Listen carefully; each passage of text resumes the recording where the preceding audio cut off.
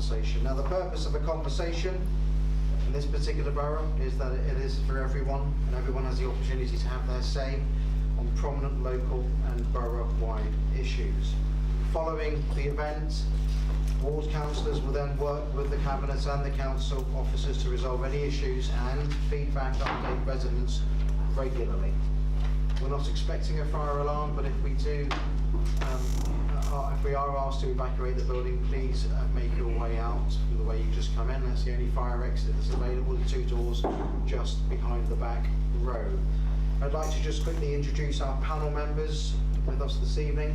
To my right and your left, we've got councillors Richard Bennett, Paul Butlin and Katie Mansfield from South Twickenham. And to my left and your right, councillors Piers Allen, Alan Durant and councillor Helen Lee Parsons. We're also joined by councillor Alexander Amon, who's sitting at the front, who will be speaking in a moment on the 20-mile-per-hour proposals. So just some basic housekeeping to kick off with.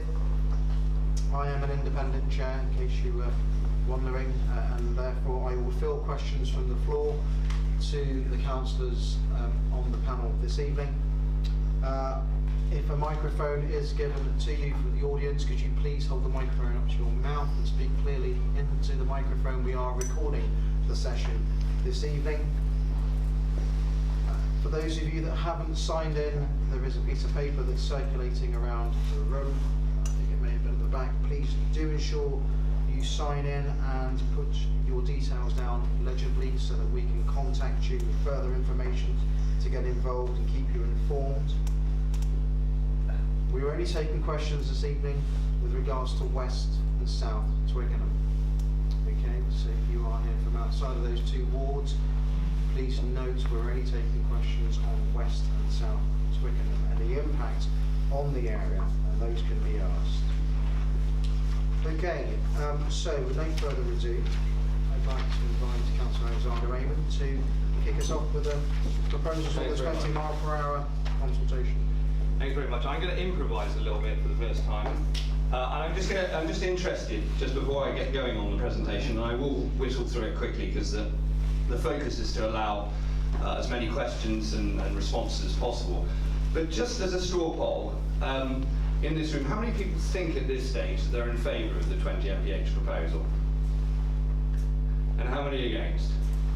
Well, I'd say we're about 50-50, so okay, give me a sense of sort of where we are. I might ask whether I persuaded anyone either way. So, just for the avoidance of doubt, the proposal I asked you about whether or not you support, and forgive me, the presentation's over my shoulder, I'm having to look at this here, because otherwise I'll be looking at my presentation turning my back to you, but is to introduce a 20-mile-an-hour speed limit on all of the borough's roads, with the exception of the 2 that we don't have control of, which are the A316 and the A205, which are under Transport for London control.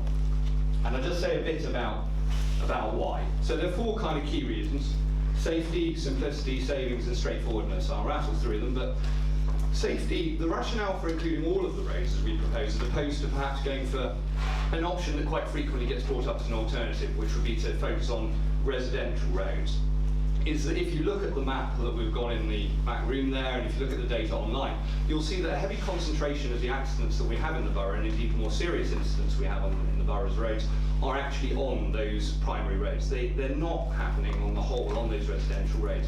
So if we want to have, as we do, a material impact on road safety, then the inclusion of those more major roads that may be wanted to be exempted by some is an important component.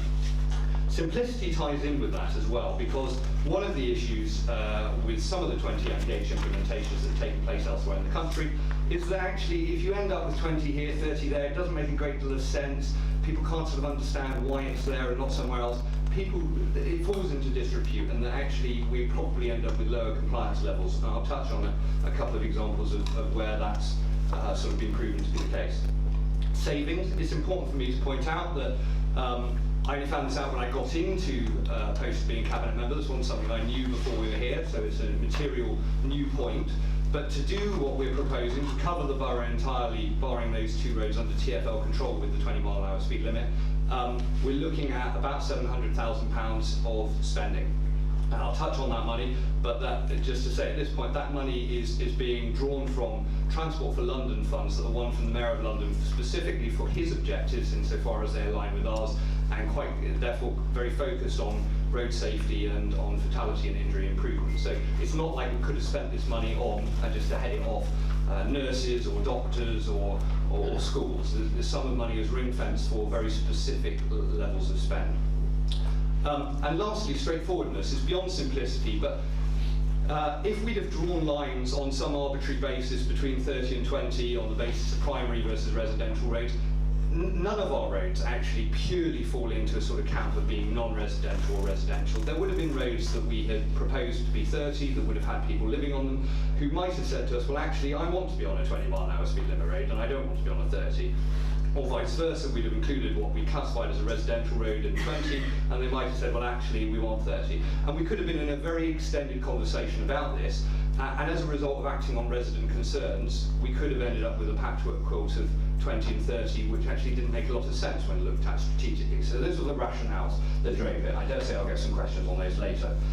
Quickly whistle through this. We've done some basic assessments of how the road network looks, what's going on at the moment in case we go ahead. And 168 locations have been surveyed. We've looked at speeds. The average speed is 21.9 mph on the basis of those measured points, and about a third of those average speeds are over 24 mph. We've done there's an awful lot more data behind this than that, but what I really want to just do is underline at this point that we've done a kind of before analysis. So if we go ahead with the proposal, we'll be able to meaningfully look at what impact we've had on the road network from the 20 mph proposals. This slide I won't dwell on in great length because there's quite a lot of data in here, but the important thing to point out is that if you look at the trend from 2016 to 17 and you look at casualty levels, the trend in outer London boroughs from TfL data is a 2% reduction. Over that same period we've seen a 2% increase in this borough, and to add further figures which aren't on here, if you look purely at the more severe incidents over 15, 16, 17, the borough has seen a 12% increase in serious and fatal incidents, whereas the London outer London average has been a 2% reduction. So the borough can't afford to be complacent in relation to road safety. We're not in a great place, and we're not moving in the right direction when the rest of London, or outer London at the very least, is moving in a better direction. Again, I'll whistle through this. It's available on the council website, so you can look at it in more detail. But this slide is purely to demonstrate that if you take the cost as assessed, not to the council, but more broadly, the cost of a slight accident being to an established figure of 22,300. If we take our baseline of 436 slight accidents a year, and we get what I would describe as a moderate reduction in those collisions, a 6% reduction, sorry, in this example, that would be 26 fewer slight collisions. And that would yield a financial saving to civil society of £579,000. So what we're saying is that because of the cost of ambulances, police service, all these other related costs, actually the borough's proposal, if it yields a fairly modest return in terms of a 6% reduction in collisions, almost pays for itself, because it reduces slight accidents by a level almost commensurate with the actual cost of implementation. And that's taking no consideration of the impact of serious or fatal injuries, and you'll see here the figure that jumps off there, notwithstanding the, of course, human sacrifice that involves. The fatality has been estimated by economists to be a cost of nearly £1.8 million. So if we eliminate one fatality that would otherwise have taken the place, we really have wiped the slate clean and made a beneficial contribution. There's a lot of points up here again in small text, so I suggest you read them at your leisure. But the important thing here is just I wanted to dwell on the recent Department of Transport study which has come out. And I think one of the things I just want to focus on here, as you'll see from some of the figures that are up here, is that despite some of the coverage by some leading newspapers, some of whom have a bit of an agenda, a bit of form when it comes to 20 mph, actually that DFT report didn't find that 20 mph was some sort of failure and lack of success. What in fact they did find was that there wasn't sufficient evidence at this stage to say wholeheartedly they had the kind of changes to accidents that honestly some people believe that it can achieve. But if you have a look at some of the other points that were in there, and these are not the only ones, you'll see that Brighton, as an example, which I'll cite later, very, very similar proposition to the one that we've got here in the borough. It is universal coverage of their system with 20 mph. It delivers very, very sizable reductions in collisions and casualties. Similarly, I think one of the ones that really stands out to me, and I don't know whether it's up here, I don't think it is, but when residents were asked after the implementation of 20 mph whether they'd like to go back to 30, only 12% of residents supported reverting back to 30 from 20 mph. So I see, there's very strong evidence cited in the DFT report that where it happens, residents believe in it, they support it, and they get behind it. A couple of slides in succession. The second one's probably more useful than the first, but the darker the green here basically shows the higher the concentration of 20 mph roads in those boroughs. And what you'll see is that we're not some sort of crazy outlier in terms of 20 mph. There are an awful lot of boroughs that have a heavy concentration of 20 mph, and indeed the very, very darkest green are practically fully 20 mph, if not fully 20 mph. To put it in more visual terms, the bluer roads on this, these are all individual roads within London. The bluer purpley coloured roads, as it shows on the screen here, they're 30s, and the green roads are 20s. So I do this simply by way of indicating that this is not, unfortunately, I like the idea that we're pushing at the boundaries and going for something deeply radical here in Richmond that only we can deliver with resident support. But the reality is actually London's going this way, and there's an awful lot of weight and effort behind it already. These are just a couple of figures, and I use these by way of pointing out, I think, what we're trying to demonstrate is a realistic expectation from this proposal. So these are all London-based examples of where 20 mph has been introduced, and the overwhelming finding is the headline point here, that you typically get, with no change in enforcement, with no physical measures, both things that we're proposing here, with a like-for-like transition from 30 to 20, you get a 1 to 2 mile per hour average speed reduction. Now, to some people, they'll sit up and think, oh, that sounds a bit disappointing, you've gone from 30 to 20, that should be 10. Sadly, as we all know, people in 30 mile an hour zones aren't universally observing 30 mph, and of course, despite the fact that we would want them to observe universally 20 mph when we move to it, if we do, that's not going to be the case either. The evidence shows us where this has been introduced in London boroughs, but elsewhere, is that you get a 1 to 2 mph reduction. And the reason we focus in on that is because for every 1 mph reduction in speed that you get an equivalent 5% reduction in accidents. So that takes me back to the earlier slide where I cited the 6% reduction in slight accidents. So if we get that 1 mph reduction in average speeds, we would very likely get 5%, roughly 5% reduction in accidents. And clearly, if we go further on those reductions in speeds, then the accident levels and severity of those accidents decreases similarly. On severity, the figures are on the boards in there, but this is a well-respected ROSPA, so Royal Society for the Prevention of Accidents data. It shows that you've got 1 in 5 chance of a pedestrian fatality if you're travelling at 30, compared to 2.5% at 20. And clearly there is a continuum between those. But the important, depending on the speed you're doing, but the important thing to point out is a simple physics point here. Even if you're the best driver in the world, if a child or a pedestrian dashes out in front of you and you've got no time to react, the most material factor in the likelihood of that pedestrian getting up at the end of the impact is the speed that you're doing. And that's the central rationale for us saying we think that the 20 mph is the right balance between people going about their daily business and about people being able to get up, more likely to get up after an impact than they would otherwise. This is available again in the back room, and I suggest it's probably better to look at it there. It's not a very high contrast image on the screen here, but this just shows, we're not holding back any data. We're trying to be as transparent as possible. Residents asked for this, so we made it available. This is the distribution of accidents that take place on our road network, and shows slight, serious, and fatal incidents on the road network. I think what that does very visually, beyond a number of things, I mean, you can look at it in terms of specific hotspots, but what it does very visually is it demonstrates the very heavy gearing of accidents towards major arterial roads in our road network, and shows that the residential road network is not responsible primarily for the accidents and injuries that occur on our roads. And that's a zoom in on the very closest area here. Again, you know, demonstrates the point of the green spots being the sort of congregation and slight. Again, another one I think to dwell on, if you've got a bit of time. But if you look at the Bristol study when they implemented 20 mph, they did some serious work on assessing in more detailed way the financial benefits that brought. And they estimated in their case, with an average speed reduction of 2.7 mph, that they achieved 15 million, in excess of 15 million pounds worth of savings to civil society.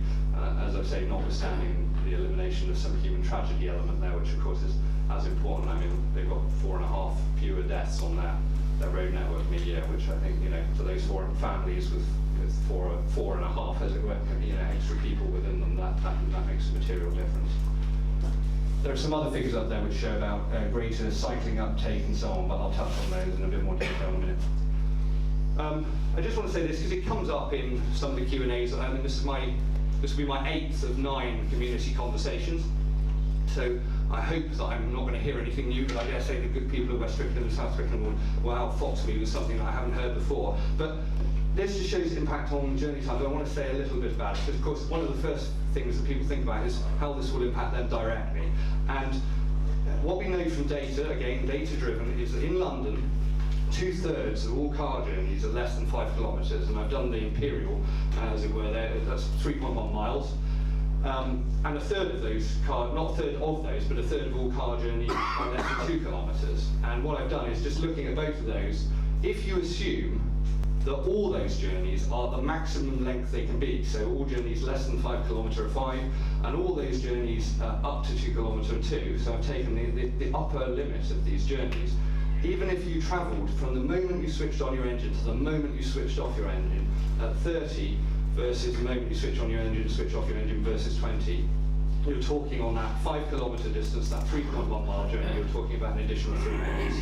On that 2 kilometre journey, you're talking about an additional 1 minute.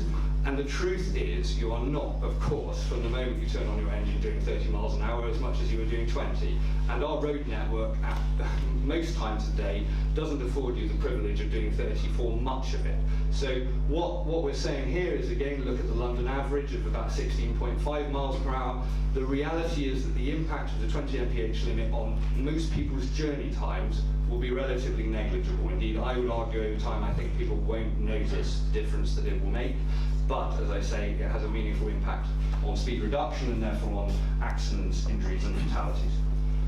So, this is just to summarise what I've already said, which is that if we go ahead with this proposal, if we have residential support, then we would move to implement 20 mph on all the road network. We do so knowing that although we want to get those speeds down as close to and below 20 mph as possible, we are not going to have some magical injection of enforcement from the police or from some other third party. And so our realistic expectation is that in a self-enforcing way, the introduction of 20 mph will result in a 1 to 2 mph reduction, which will have a meaningful impact, as I say, on accidents, injuries and fatalities on the road network.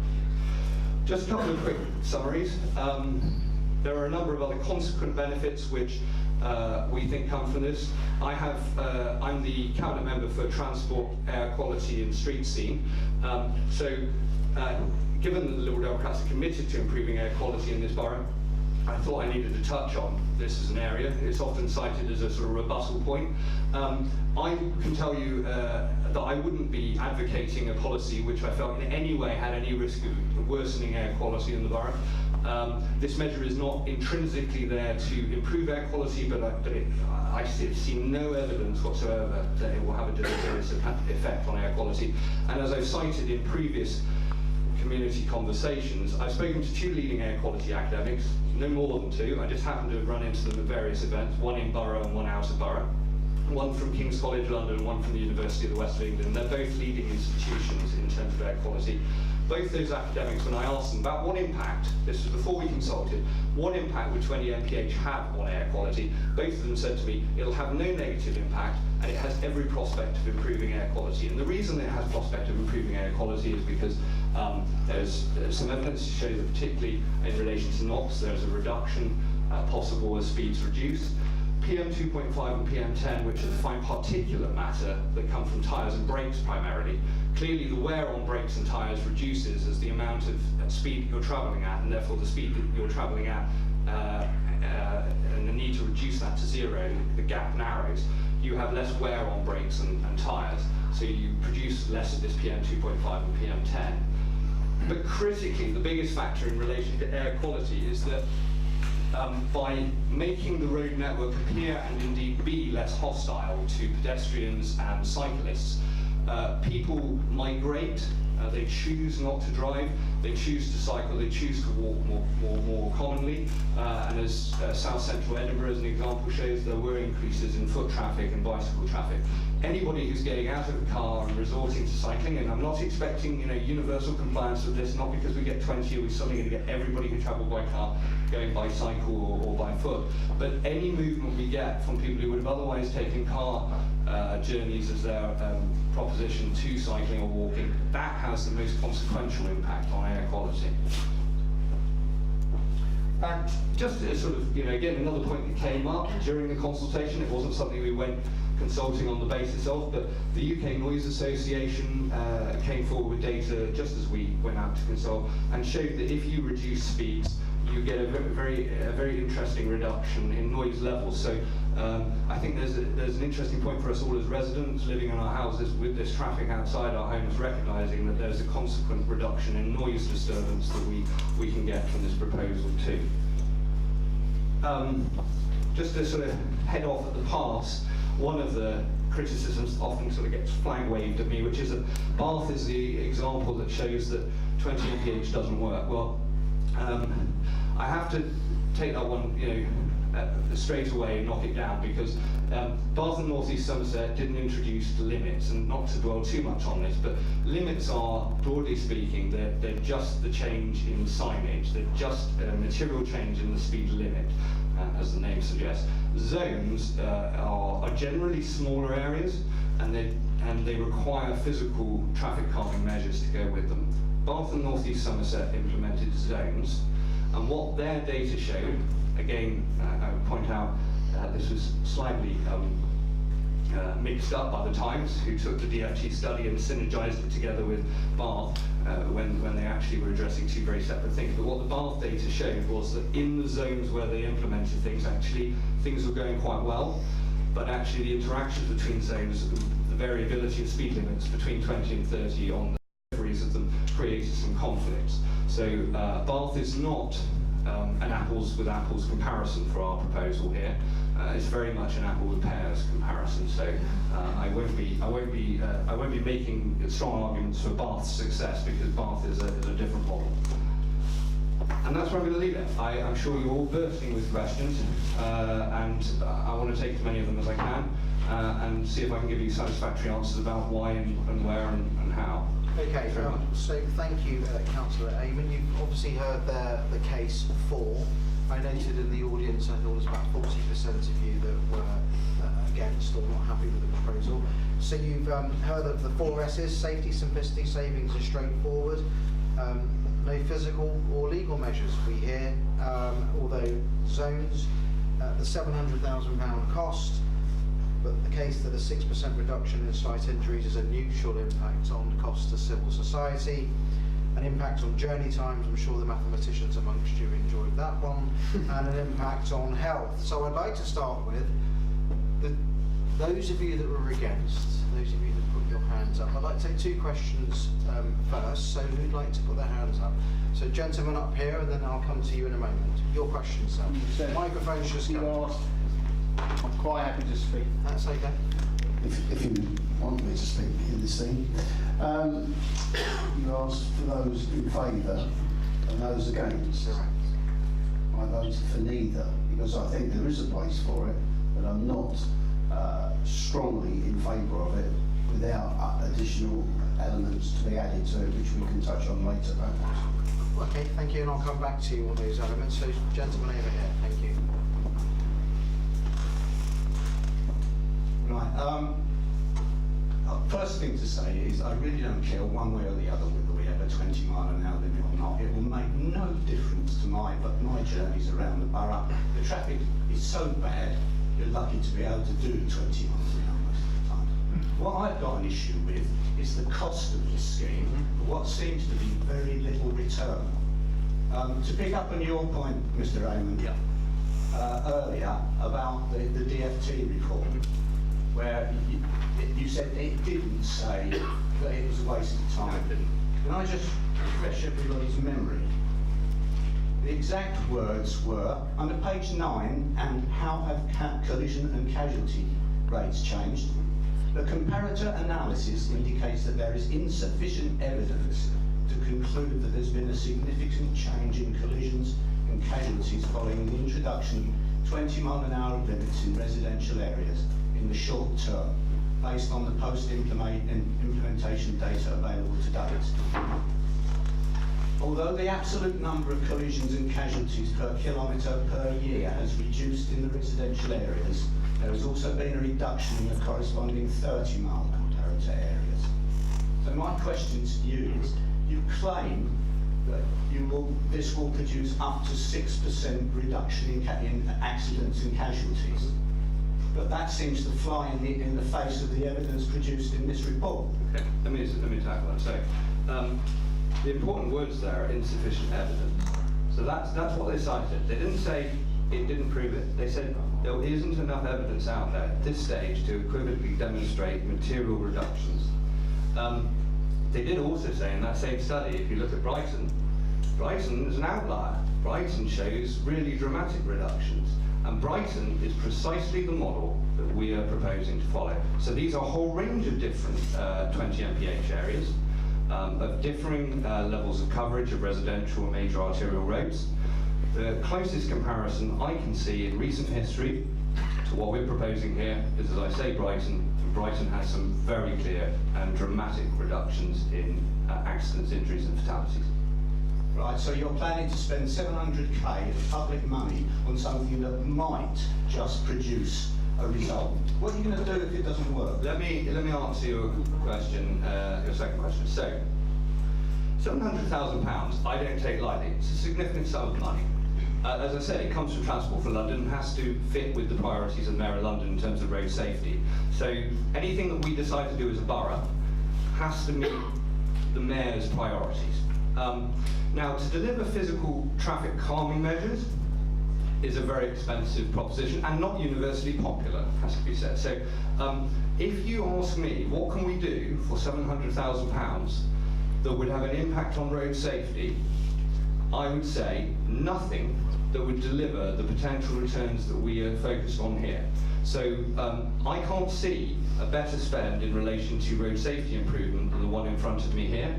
To give you an example, and we can't spend the money on, this type of thing, but to repave a pedestrian road can cost anywhere between about £35,000 to £50,000. So there's, you get an idea of the sort of level of cost of relatively modest engineering changes. That's just a repaving, that's not a major set of engineering changes.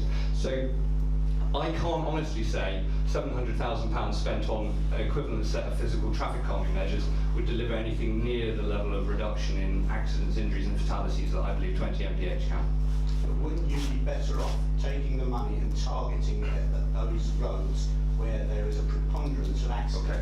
Let me answer that question. I'll answer that question. So, as I cited in the presentation, actually, slightly counterintuitively, the cost of implementing 20 mph on a selection of roads enhances the cost base, because you have to look at what all the dynamics are, the implications you have. You end up in this sort of bath situation where you have to look at what impact you have on sticking a 20 on this road and then 30 around it. What does that do for traffic flows? Different signage, and that increases the cost.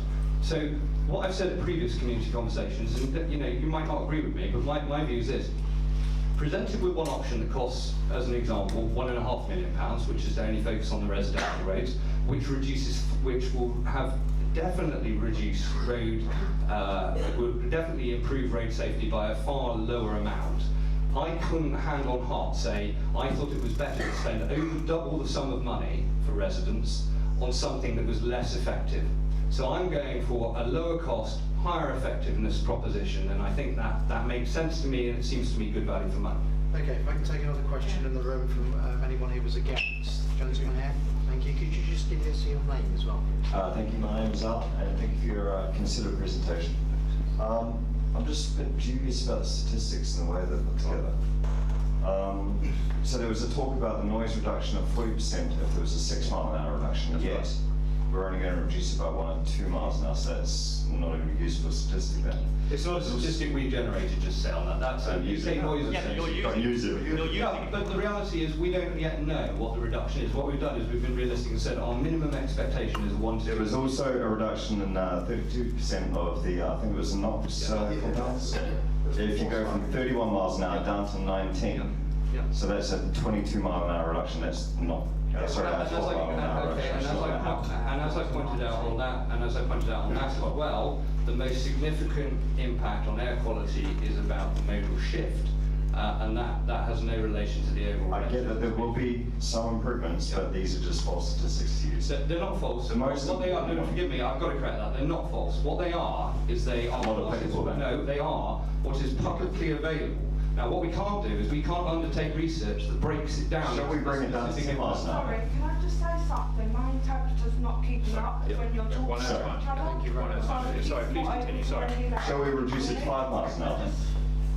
And then we'll reduce all the accidents. I'll answer that. So, any change to speed limit clearly has to balance what the trade-offs are for the benefits. And it's my view, from having had a look at the evidence, and this administration's view, that 20 mph achieves that. Now, I think if you make the argument that because we're in favour of 20, we should be in favour of 5, that's absurd. That's as much as me saying, because you're in favour of 30, that you should be in favour of 70. That's clearly absurd too. The reality is you've got to make a judgment. And that's why we're encouraging participation in the consultation. And there's one final stat. Looking at the great chart that you've got through there with the slight, the serious and the fatal, I think was the 3 categories. It's all, no, you mean the map? Yeah, the map. The map shows all accidents on the road now. Okay. So it shows accidents, there's 1 fatal on the 316, which is not in scope. Sure. And it shows quite a few accidents, very slight accidents around, I believe it's already 20 mile an hour already in the central Twickenham. So they really should be considered as part of this. So we've shown an overall map of the borough because we think we should show residents everything. Because if we Show roads that are in scope, because otherwise it's forgive me, let me finish. If we had omitted those roads, you would have been coming to me and saying, well, I know there was a fatality on that road, and you're being disingenuous by not showing the data. We've shown the data. All of the figures that I've given in the presentation that relate to serious, fatal and accidents in the borough have actually taken out all of the A316, all of the TfL roads and all of Richmond, Richmond Park, all of the Royal Parks as well. So what's there is for everybody to see, totally transparently, but the figures I've cited in the presentation are clearly about our road network. They're transparent if they're marked as in scope and out of scope, so they really should be, it should be clear. We've been very clear which roads are in and out of scope, so you can see that from the map. Okay, could I take 2 questions from those in favour, please? So those of you, the gentleman at the end over there, please. Thank you. Again, if you can state your name. You don't need to be that kind, Robin. Thank you. My name's Richard Stanley. I'm a bit concerned we're going to get tied up in statistics this evening. Does anyone in this room seriously believe that by reducing road speed, we're not making our roads safer for our children, and we're not reducing poisonous emissions that are choking our children? Yes. Well, I would like to see your evidence. If we're going to start nitpicking about evidence, it seems fairly straightforward from the evidence we've seen in the presentation from other boroughs' experience that this system works. We can argue all evening about the scale of the difference, but it's no doubt in my mind that if you reduce road speeds, you reduce serious injuries and fatalities, and you cut down on poisonous emissions. It's as simple as that. What? Okay, hold on. One more person, please, in this floor. One more person. Yes, gentleman right at the back. Thank you, and I'll give you an opportunity to respond to the matter.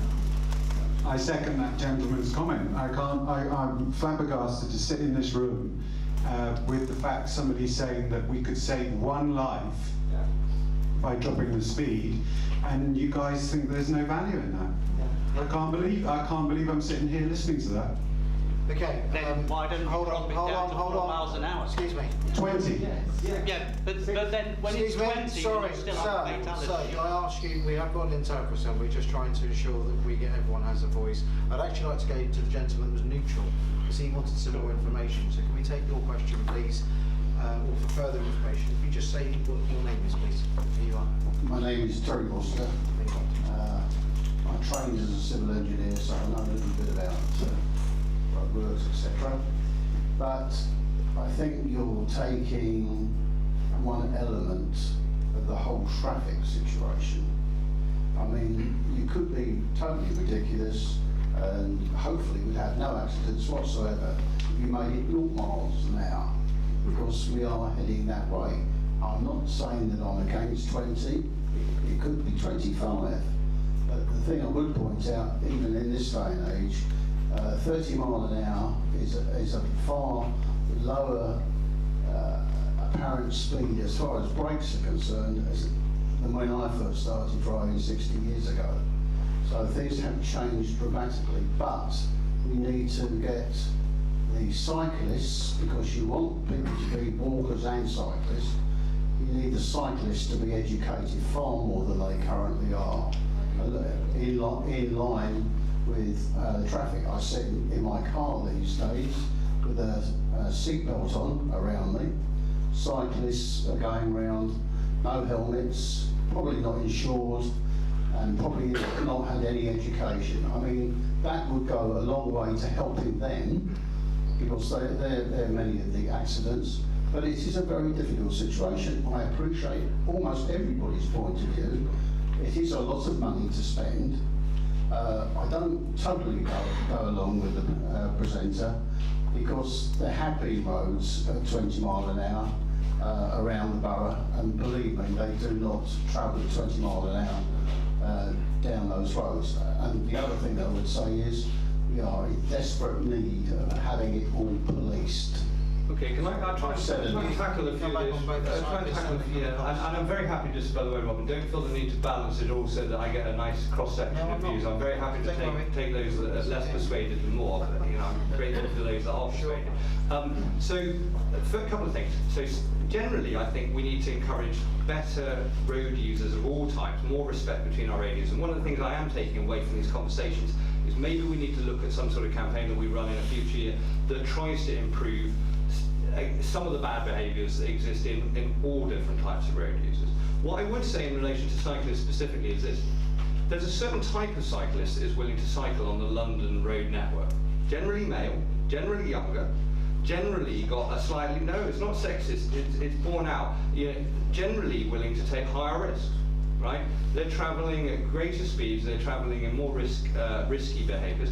And actually one of the things that we know from this type of change, the 20 MPH proposal, is that when you make the roads less hostile, you encourage not just the existing cyclist base to get out more, you encourage a different type of cyclist. And I see very much, and this is not the silver bullet, we've got to do other things too, but I see it very much as the badge of honour of this administration. If we get 50, 60-year-old men and women, people with families and so on, cycling short distances, long distances, commuting or not, but different types of cyclists coming out onto our road network. And actually there's a lot of evidence to suggest that by making the road network less hostile, less risky, that you attract a different type of cyclist. And actually I would argue, if we get those types of cyclists, they will have a consequent impact on the overall cycling culture on our roads. Because if there are more of them, they will behave in different ways and they will set a different culture on the roads from the people who are presently being a little bit abusive in places. On cost, look, I mean, I'm not going to persuade everybody that we should be spending £700,000 or not. The reality is, as I say, this is a sum of money that has to meet the Mayor's priorities. It does that, and to that extent, I think it's a good value for money proposition. You may want to make road enforcement. So look, I was just trying to raise a number of points. I mean, also you could take into account that cyclists probably, if they're slightly fitter, will probably be going at about 20 mile an hour. Well, I just want to, that one's come up before. But I'm trying to point out a number of facts. Sure. And I think you're just going, and I'm not against it. No, I know. But I'm not in favour of it totally. No, I just wanted to... Unless there is a complete package. No, I understand that. I And wanna- you're not promoting that. So, You okay. speak too quickly when you present as well. Right, well, I wanted to They're struggling and smiling. I wanted to allow as much time as possible for And questions. you use a lot of, you use a lot of percentages, and percentages tell lies. Okay, All right. if I can bring the conversation on, I think we've got the points. If I can now open it up to other questions, please, on the floor. Gentleman at the back there in the dark jacket, thank you.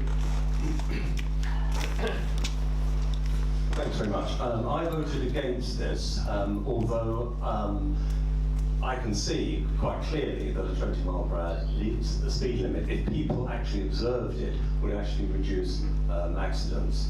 I live on Watergrave Road, and regularly, every day, I see cars going down there at 40 miles an hour. Sometimes when the road is clear, 50 miles per hour. I've never seen any of those drivers brought in or any sort of degree of enforcement. I also drive through Petersham every week.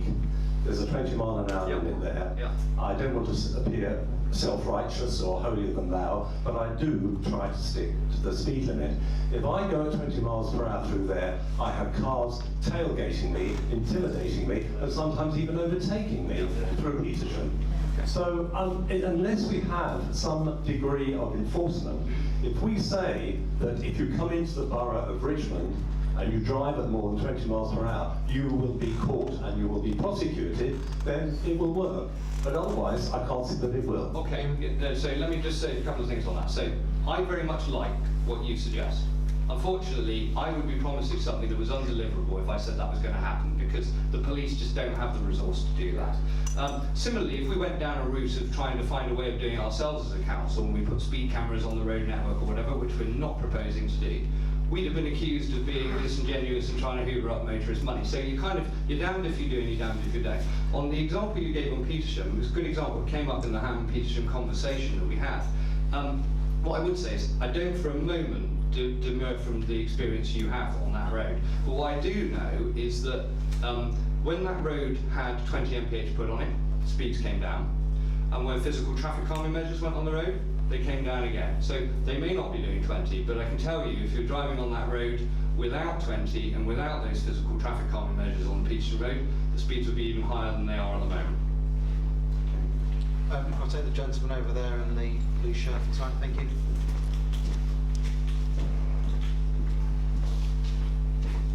Hello, I'm not against it. I think I'm actually I came to this meeting thinking I was in favour of partial implementation.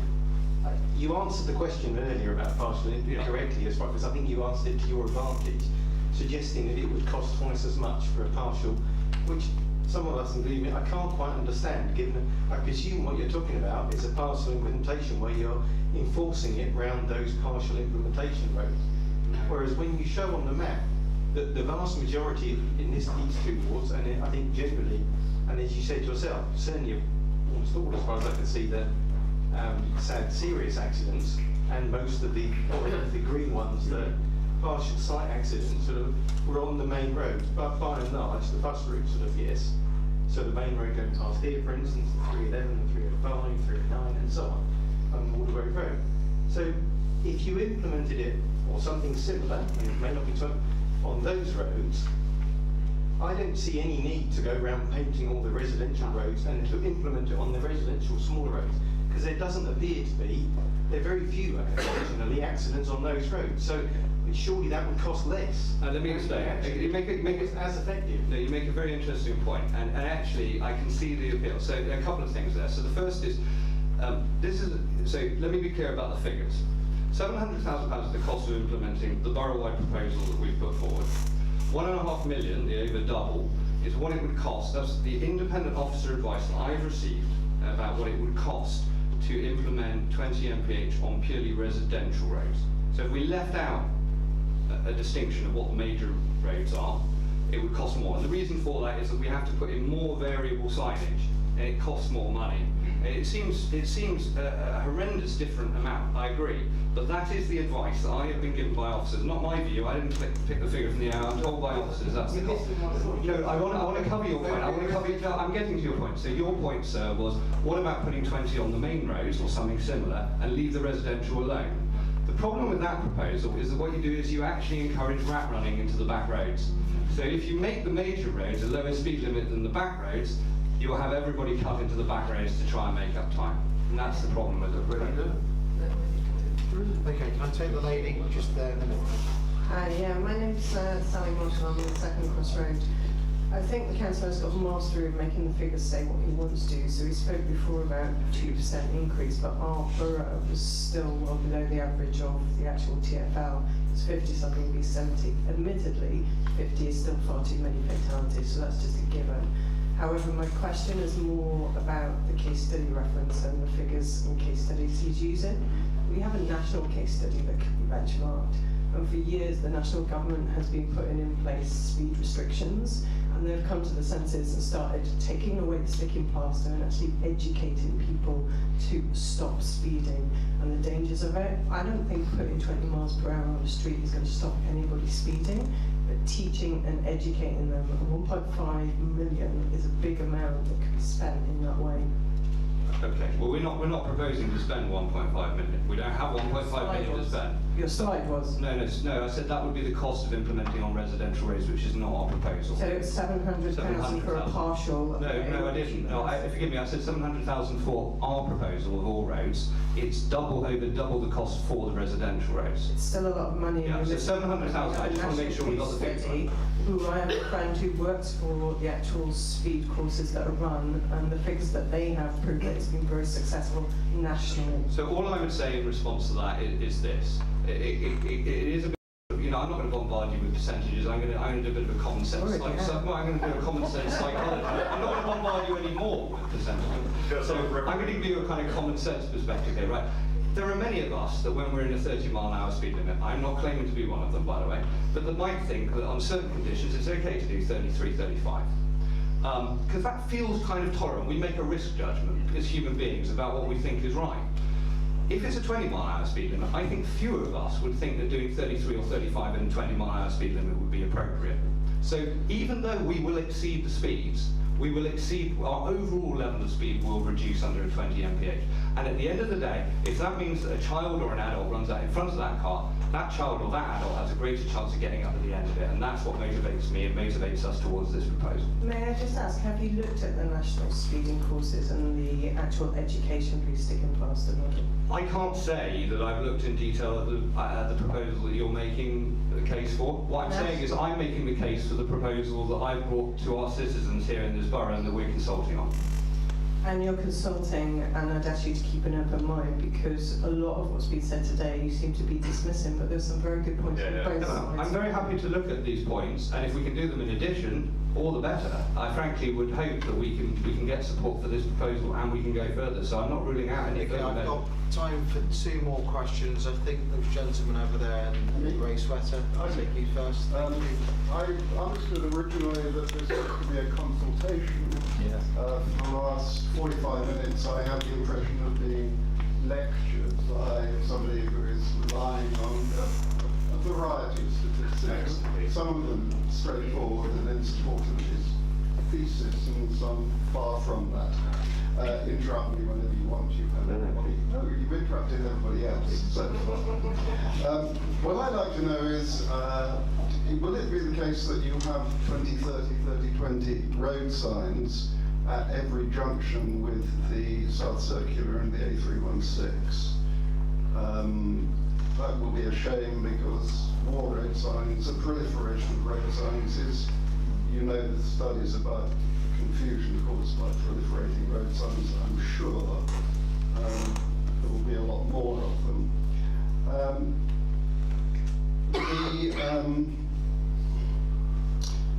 I live on Kew Road. This is not a Kew Road specific point. If I'm driving home at 11:30 at night, do you really want me to drive at 30 miles an hour when there is no other traffic about it? When there aren't even very many people walking along the pavements? I understand that you have to have rules, they have to be generally applicable, but frankly, I'm not sure that I will find it that easy. Given, especially at the moment, when I do drive along Kew Road at 30 miles an hour, I am frequently overtaken by other drivers. I have never seen much sign of anything being done about that. The education point that's been referred to by one or two other of the audience is the enforcement point is an interesting one. And coming back to cyclists, I cycle quite a lot, it's usually quicker. I hope to be able to continue to do so. Not a less of the crash helmet, because I think I'm safer without one. Anyway, there we are, it's a Dutch thing. I'm constantly impressed by the appalling behaviour of a number of other cyclists who go the wrong way up one-way streets, go through red lights, etc. My wife was a magistrate for 25 years. Sorry, do you have a question for the council? Yes, I do. I heard two already. No, he's resisted the temptation. Sure. I'm following. My wife was a magistrate for 25 years and never once had a bicyclist in front of her on a traffic charge. What do you think you would do about educating all road users, drivers, cyclists, and so on? Okay, we're done now. I'm done. Just checking. So decluttering, we would like, if we go ahead with the proposal, we'd like to reduce the overall level of signage, and we'll take the opportunity when deploying 20 mph signage, we will take the opportunity to remove signage wherever we can. I think there will be requirements for signage where speed limits change for us to implement those signage changes. So there will be some additional signage where speed limits vary, but that's one of the reasons for us wanting a universal 20 mph coverage in all of our roads, because it reduces the amount of clutter and variable signage that's necessary. So that's that one. Would I expect you to travel at 20 when going along the Key Road? Yes, I would very much hope you do. I would very much hope at the moment that you observe 30. Maybe you do, maybe you don't. But the truth of the matter is, well, the law of the land is the law of the land, and I hope that people observe it. Your last point, forgive me, what was it? That you could do something by educating road users, and it's a point that has been made by other people, and that relates to bicyclists as well. So as I said, I think I'd like to do a sort of respect agenda if we can find the resource to do it in a successive year. What I would say is this, and I do have to emphasise the point, I've made it at other community conversations.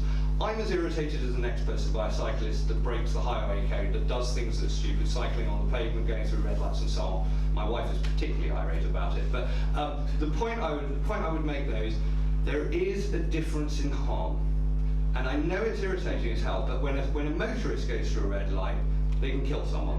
When a cyclist does, on the whole, the chances of killing someone are a great deal less. So there is a proportionality argument here. I don't condone bad road behaviour, but I have to say the impact of bad behaviour on a bicycle, on the whole, is less impactful than in a car. Okay, so I've got time for one final question. Gentleman there in specs. No, one final question. Gentleman over there, someone who has a spec, please. Thank you.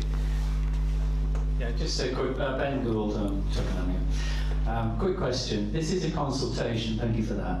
Is this a done deal? Why are we here tonight? I mean, this is going to happen anyway, isn't it? Can I get clarity on that fundamental point, please? Okay, I'll answer it. So, no, it's not a done deal.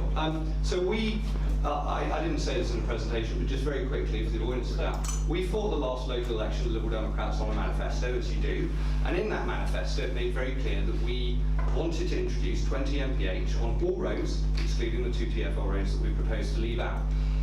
We won that election. It was part of our manifesto, so some might argue, previous administration definitely would have argued and did, that they had a mandate to do things off the back of that. When I got into being cabinet member, I realised this is a very significant change. So we want to know what residents think about it. We want to know whether there are drawbacks, whether there are particular roads, whether there are problems, whether there are issues here that are so insurmountable that it isn't a proposal we can go ahead with. It's a consultation. It's not a referendum. I've said that at other events. It's not a referendum. It's not a case of most votes wins. It's a case of the substance of arguments. It's a lot of different factors. We're talking to bus providers and other third parties and so on. And we will take a rounded judgment at the end of this process. We'll make that very clear to residents. We'll make the outcome of the consultation very clear to residents, and then we'll decide how to proceed. So it's not a done deal. Second quick point. Before all this came about, my common sense approach was we should reduce to 20 in residential roads. It's common sense, schools and so forth. That would have been my proposition. Whereas to go 20 miles an hour everywhere just seems, a blunt instrument. And I just cannot see the sense of, for example, Hampton Court to Kingston Bridge, 20 miles an hour, point was made.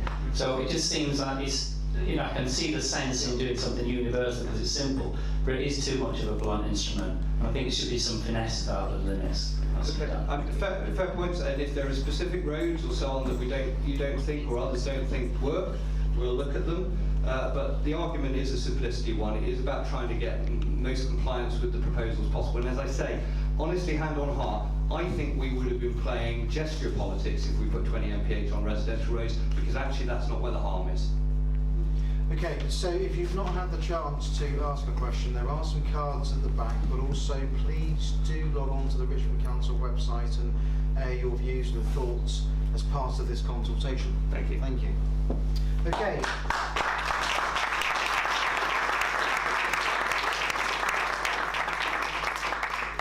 Okay, we've got approximately 35 minutes for you now to open up the questions to the floor for any matters other than the 20-mile-per-hour speed limit consultation, where we have our councillors here from West and South Twickenham.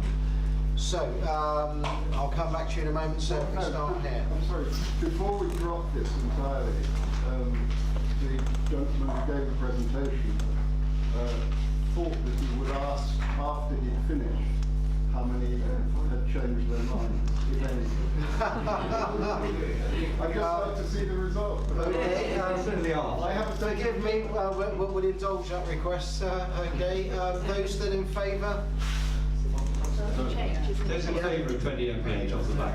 Yeah, the change to 20 mph, and those against the change? I think there's been a slight move in favour, so at least my time wasn't wasted. Thank you very much.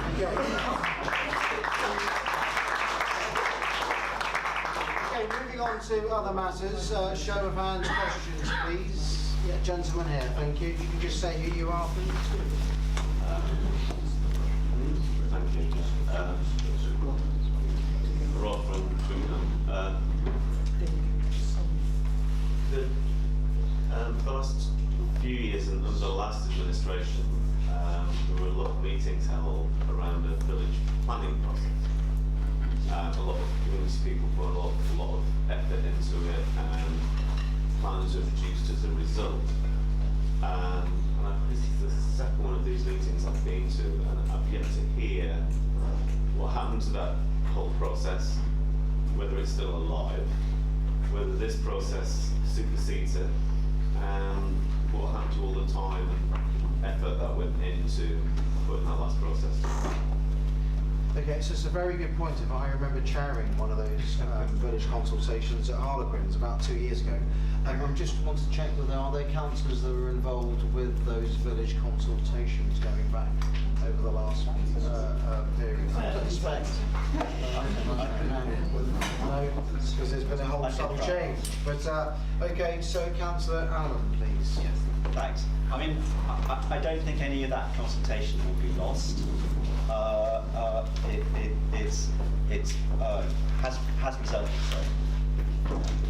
It has resulted in some proposals in different wards. I think this is a first of a community consultation exercise. I'm sure based upon how people find it and so on. We'll look to tweak it and so on, and maybe have a different one. But this is an attempt, perhaps, not to fix ourselves into thinking we all live in villages, because certainly my ward of West Twickenham, I don't really regard that as a village. Twickenham's a town, but more importantly, it's about our communities, and I don't think we want to lose any of that valuable work that happened in terms of actually looking at initiatives in our areas that we can carry forward.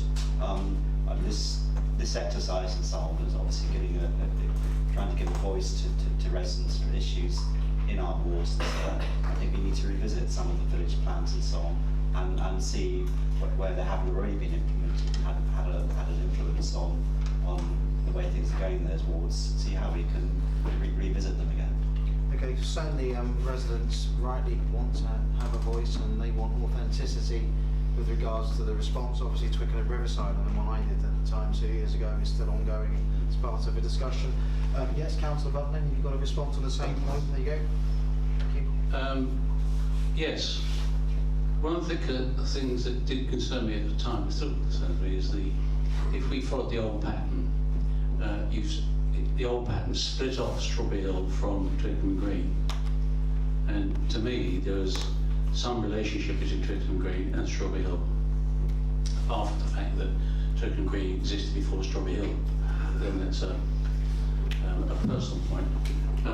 So, if you're trying to build the local communities, which I think is very important, and getting input from local communities, then by splitting away part of it into, in this case, Strawberry Hill, and the Twickenham Green bit, that was sort of lost into something called Twickenham.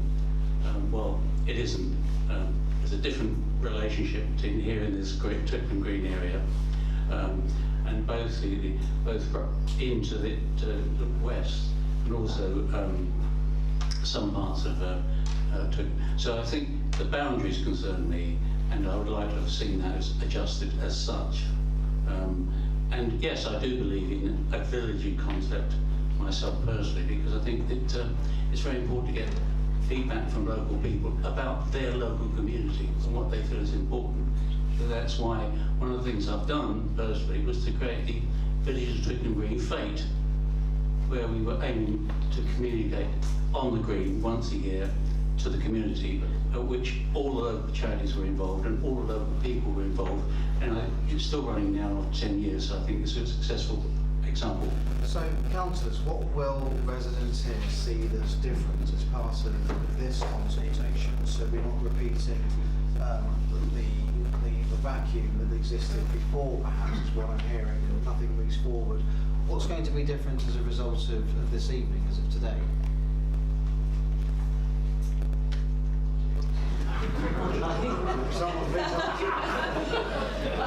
I have to be honest, I don't know those village consultations, but I think that if there was stuff raised during that time, it shouldn't be forgotten, and I think we have to learn from the feedback that's already been given to us.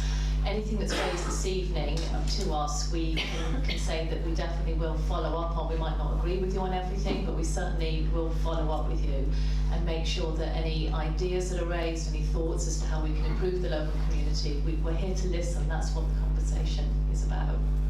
Okay, if I come to the gentleman then, blue sweater, thank you.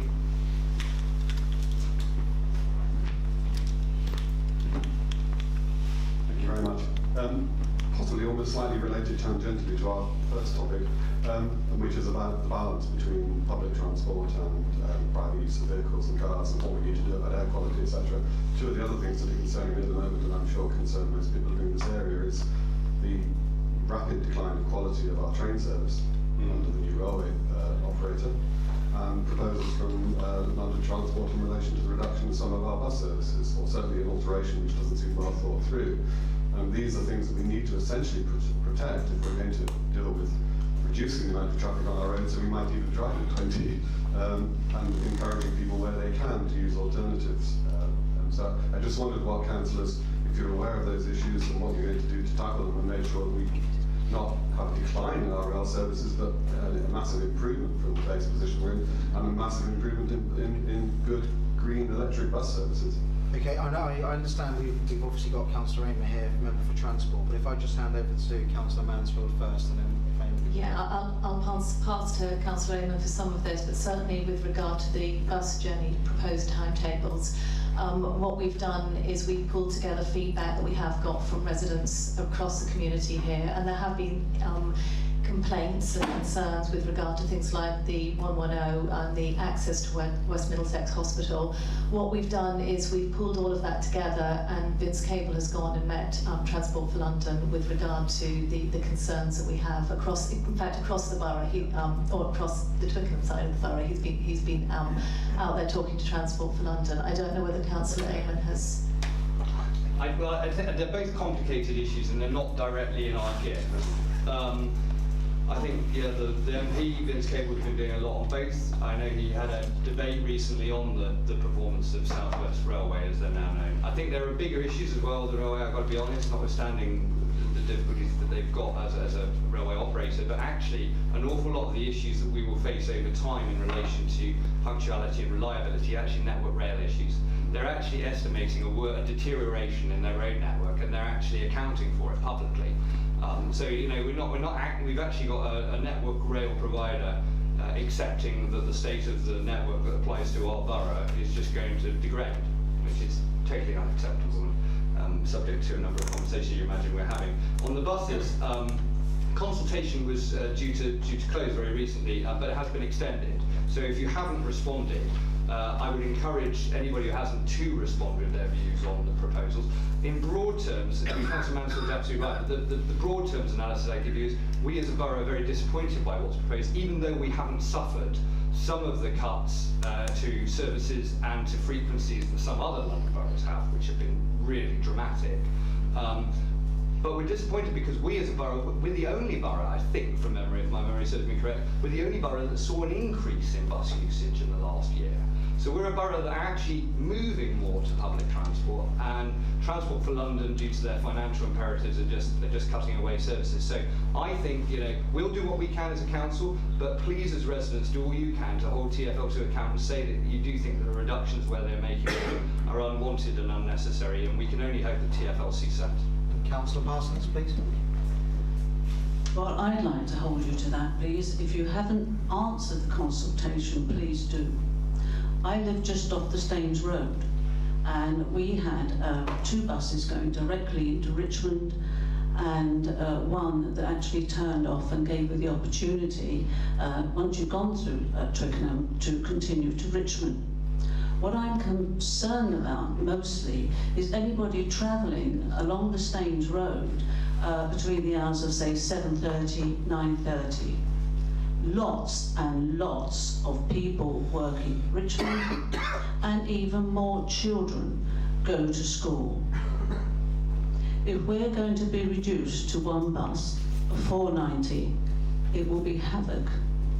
You won't be able to get on that bus, apart from the fact that there won't be enough buses. So the only thing that TfL can do is to look at this plan all over again. So I hope you will take the time to fill in the questionnaire that you can get and send to TfL and say no.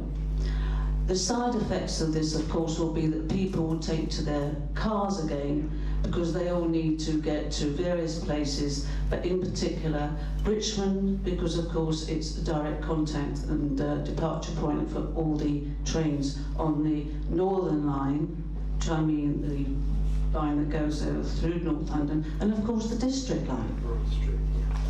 Okay, so please tell them to think again and not go ahead with this plan. Thank you. Okay, thank you. Other questions? Yes, lady over there.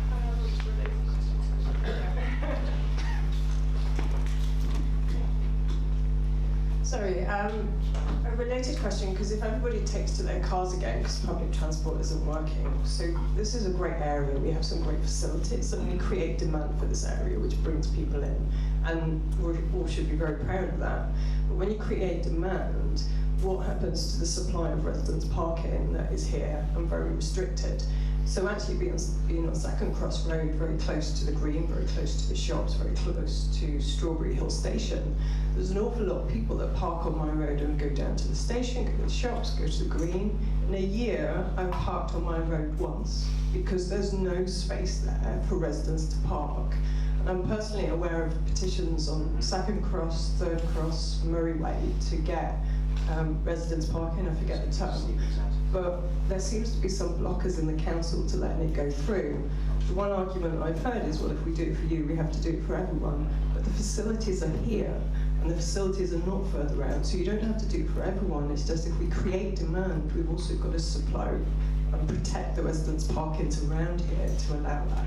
Okay, Councillor Amy. Yeah, I'll take that because it's directly about controlled parking. It's one of my wonderful areas of responsibility. The area you mentioned is a significant pinch point because we've had a CPZ introduced in West Twickenham and we've had a CPZ just introduced in part of South Twickenham as well. Not yet. Yeah, sorry? Not quite yet. Okay. On the verge. But there has been an increase in the problems that has for the roads that you mentioned.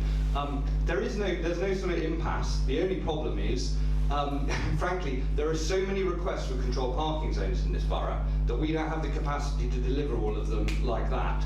So we've actually got a work programme for all of the remainder of this financial year. It was probably allocated back in July through to April of next year, and we're already putting in place the CPZ consultations that will come into being the next financial year. I think there's a strong chance if petitions are filed and so on, that the area you mentioned will be subject to a consultation in that period. It's just, sadly, I'm working hard to try and improve resources devoted to CPZ consultations so we can get through more. But the challenge is we can't just act. You know, we have to make sure that there is residential buy-in to a CPZ if it's going to be implemented, and there isn't always universal support for such, nor indeed for the hours or the days of the week. And as I can attest, one in South Twickenham has taken us a very extensive period of time to get to a point of near implementation. But we're aware of the problem, and there is no reason not to move as quickly as we can possibly move given the constraints. Okay, thank you. Lady here at the front and the... there's a microphone to speak. Hi, I'm Joanna. I wanted to ask, there's been a lot of talk about air quality in various conversations here, and I'd like to know if the council's considering any anti-idling measures. Who'd like to say? Sorry, what was that? Anti-idling. Car idling. So emissions. So anti-idling is also one of my policy areas. And along, I should say, along with a very, very strong level of support from Katie Mansfield here, who's my assistant cabinet member, we're very aware that residents want action on this, and that's why I can say, and I have said on various other fora, we will be implementing anti-idling enforcement from next year. The exact date we need to define because we have to make sure we've got the right powers to do it.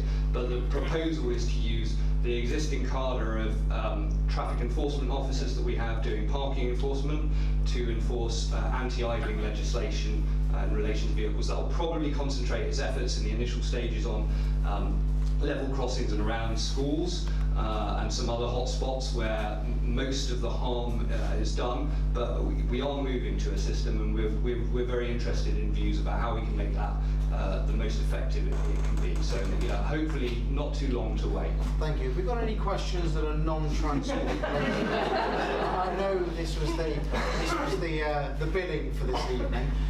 If I take the gentleman in, I'll come to you in a moment. Thank you. This is just off transport, I suppose. In the road where I live, it's been surveyed in the last couple of years about 3 times for paving repairs. And near a junction there is a load of aggregate that's been put down with cement that joins paving stones, and it stands about 1.5 inches high, and it's a long area, and somebody could trip over it.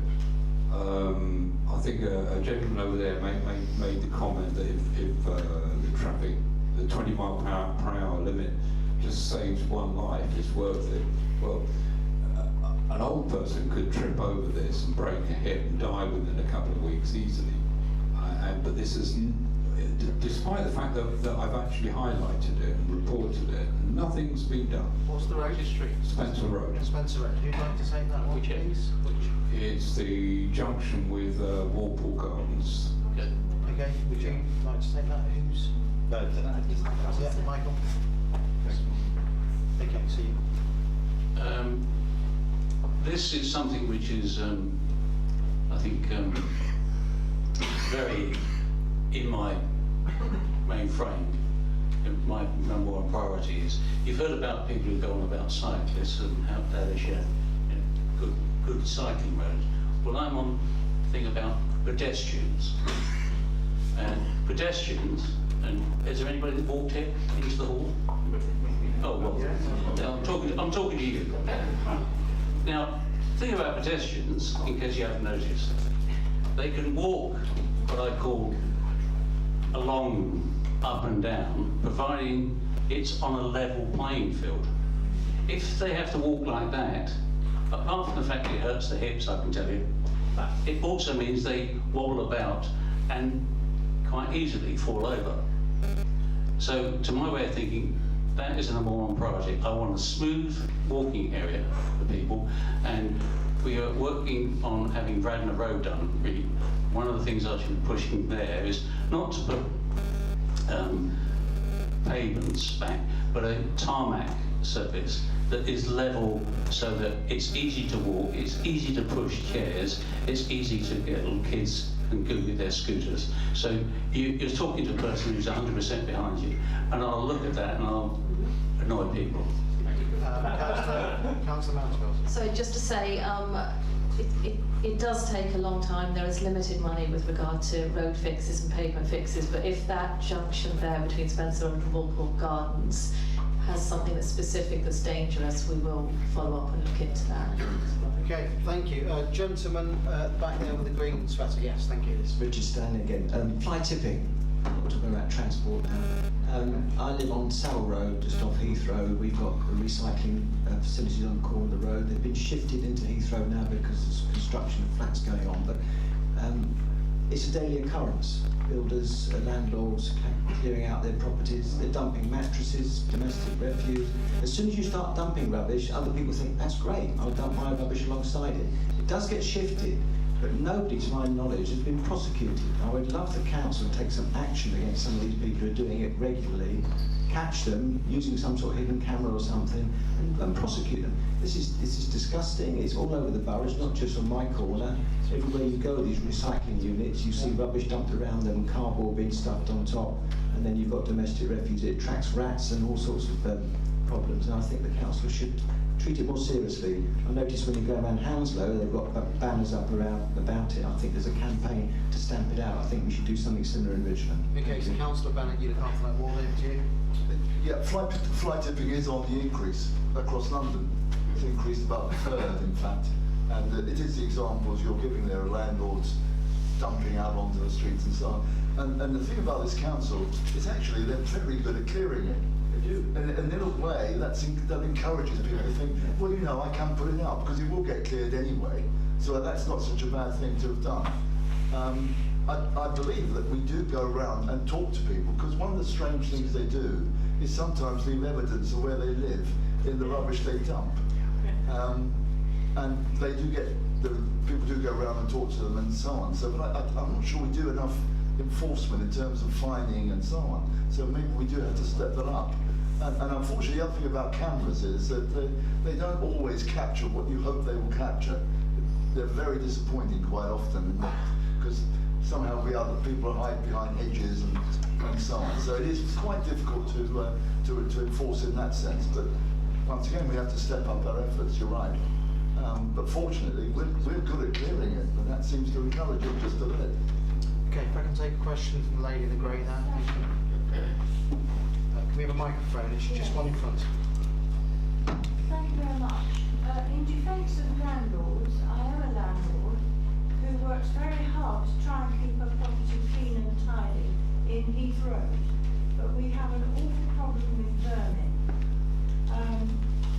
The general rubbish clearance, it's at the back of Heath Road. This one. My property is in Heath Road, where there's a back entrance, a slight alley. The general rubbish is collected on a regular basis, but the recycling is not, and I don't know why. Who would like to take that one, please, in terms of environment and Heath Road? Yep, okay.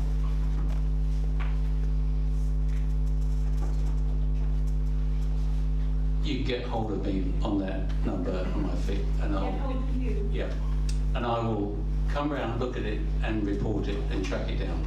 Thank you. All right, no problem. I've now got a mountain of recycling Okay. bottles and cans. All right, and I've got pictures of rubbish.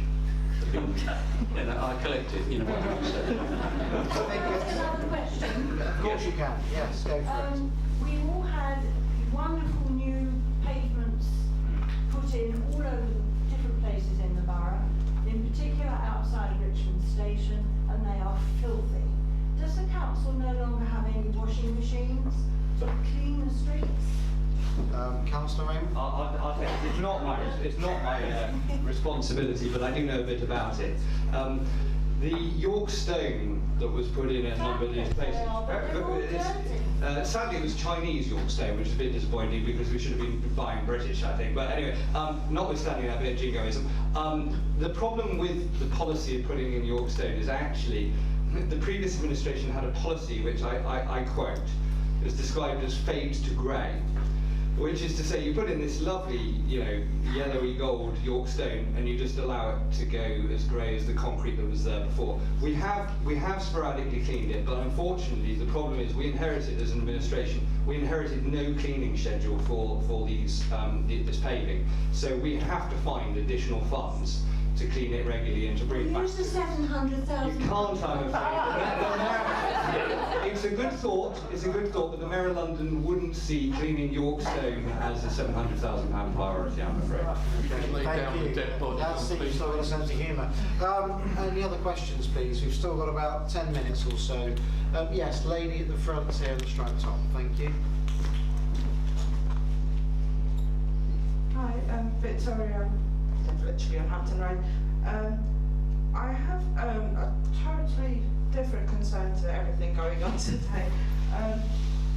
Within the disability community around Richmond Borough at the moment, there seems to be an increase, especially within Twickenham coffee shops, that straws are being removed out of coffee shops, and it is limiting the availability for people with disabilities. Many people with disabilities have swallowing problems or need help with drinking and feeding and so on. Unfortunately, paper is not a great alternative when it comes to wanting a tea or a coffee or a hot chocolate, especially in this weather as we're finding out. Yet the plastic alternatives that are the only suitable alternatives are being taken away, and therefore businesses are now starting to lose business from disabled customers. I was just wondering if A, any of the councillors are aware of this, and B, now that I have kind of given a heads up on, would anyone be willing to want to listen a little bit further so I can give them a bit more information? Because I know everyone's head is on trying to preserve the environment. We're all wanting that, disability community or not, we all want to preserve the environment, and we know how costly plastics can be to the life around it, and we know it's not really very great. So, yeah, I was just wondering if anyone wants to take me up on that, or if they have an opinion on that. I want to hear opinions as well. Thank you. So if I defer to Councillor Julian's. Quick point on the bus consultation, it closes tomorrow. I know that for a fact. I'm actually a trustee. Hold on. Has it been, when was it extended? Tomorrow, literally about a couple of hours ago. It's been extended into January. I don't know the exact date, but it has been extended into 6th of January. 6th of January. Okay, if we can go back to the plastic reduction and the impact that has on those that can't use plastic in terms of the drinks. Okay, well, I think generally... Is that microphone on? Try again. Generally, that's something that we haven't actually thought of. That hasn't actually been brought up, the plastic straws for disabled people. And I think that's, we were looking at, I don't know if you heard about Purple Tuesday a few weeks ago, where local businesses in Twickenham were particularly trying to identify the purple pound, the disabled people that can actually spend money in shops in the area. And we were trying to, that's something we were working through People Hive in the centre of Twickenham. We work particularly with disabled people and trying to identify ways in which businesses can make shopping more accessible to the disabled community. So and that's certainly something I will take up with them and see if we can move forward on that. And obviously that's something that will benefit all the businesses in Twickenham as well as disabled people. Okay, thank you. Any other questions, please, from the floor? Yes, gentleman here in the check shop. Hi, I'm Graham. Going back onto the fly tipping issue, it's one for our West Twickenham councillors. We have a road on our estate called Close Avenue where every week something is dumped. Sometimes it's builder's rubbish. Somebody regularly dumps boxes of sparklets, bulbs. Last week we had a bag of what looked like urine. There's all sorts of things. The council's very good. They usually come and pick it up within a couple of days.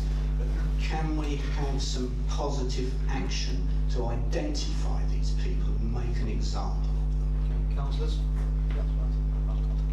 Okay, Councillor. Hi. I mean, I know full well actually that the officers actually, when they look at these things, try to actually find identifying information. So much so that sometimes they've actually delayed picking up fly tipping and so on, where they think it might be a local resident who's been responsible for it, they photograph it. They actually try and find if there's any evidence of who it might be. I know something. There was, I think, a successful prosecution of a builder, actually, I think in the Forward Park area. So officers are really keen to do that. We obviously want to encourage them to pick up any fly tipping as quickly as possible, so it doesn't attract more. But they will always try and identify who might be actually causing it and so on, and where they can identify them and so on, obviously go forward to a prosecution. I will check with officers and so on, particularly probably in close application, and see if there's more work that can be done and so on, if it's persistent and so on. Well, obviously clearly it's been going on for years. As part of this procedure, and personally, I'll make sure that we actually get an answer piece back on that. See if we can actually. Yeah, sure. Councillor Parsons, yeah. Thank you.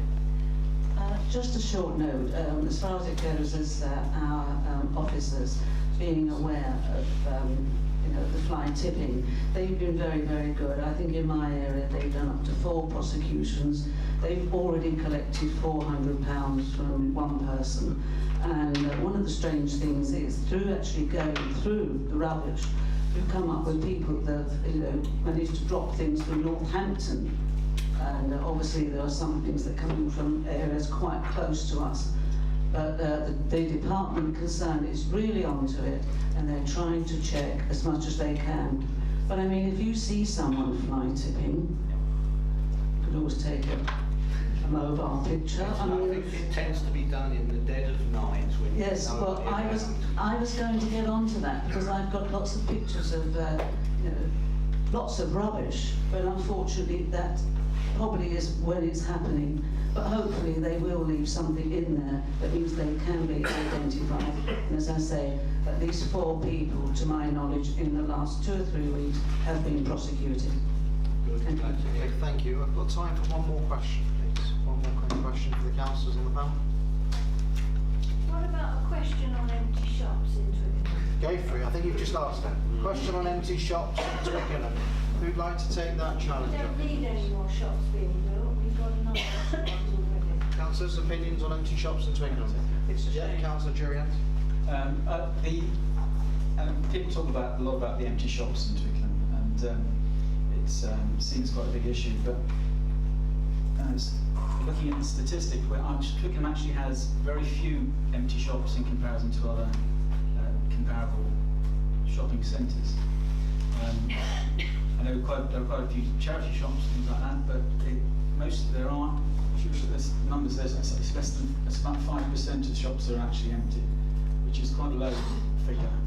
So Twickenham is still quite a vibrant shopping area, and we should use our local shops. Exactly. And that's the best way to make sure they stay functioning. Okay. And can I just add a rider? The bunch of shops along Heath Road, which used to be where I think social services were there years ago, they've been empty for years and years and years. Does the council have any policy to improve car parking for those possible shopkeepers? Because there's no parking available. Okay, so we're now back to transport here. Councillor Bunting. You should have gone. Councillor Bunting would like to say something. We'll take a look at it if there's specific issues. What I'd say is it's a difficult one. we as a council always try and make sure that there is provision made available for traders and for businesses generally in the borough, but we have to do that again alongside recognising that we can't give a blank check to car usage by traders or by business in the borough, because they have consequent impacts on residential parking and on air quality. So all businesses at present are entitled to, I think, up to 5 business permits. They're more expensive than residential permits, but all business units within the borough have an entitlement to apply for those. And we try to make adequate provision particularly within controlled parking zone areas, for all types of use, including residents, businesses and visitors. Councillor Butler just wanted to respond. Who gave permission for the bus stop to be placed right in front of the glass window pane for one of the front of the shop? You want to be taking that up with the previous Conservative administration. Councillor Butler, the final word before I wrap up. Thank you. Is this going through? Yeah. One of the other things that I do when I'm not taking other rubbish is in fact worrying about small businesses. I personally take my truck over to Billy Allen's to get it kept on the road. I bought a new set of tyres after 15 years from Gray's Tyres, Biggie Road. I get the MOT at Green Street. In other words, I buy local if I can. Okay. So if we want to keep our shops, we must buy local, and especially the individual small local shop rather than the big market companies. But at the same time, we need to make sure that they are maximising their strengths. So if you've got any comments on what you think our local shops are really doing, we're very happy to receive them. Okay, so because I'm already starting some conversation with the new operators, Arthur's, but with particular reference around the green here, about making sure that we maximise the benefits that we have in this green. Okay, so that's the way I see it. And yes, I am very aware of parking reduces businesses. No one will ever take those shops if they can't park. I agree with you. Okay, so thank you, Councillor Butler. And as we're coming up to Christmas, there's a plug there for purchasing and buying local. I'd like to thank all of our councillors this evening, and to thank you, the residents, for your presence, and please do continue to engage and challenge the councillors, but also to keep them on their promise of responding to not just this conversation, but the ongoing dialogue between you and them. Thank you very much.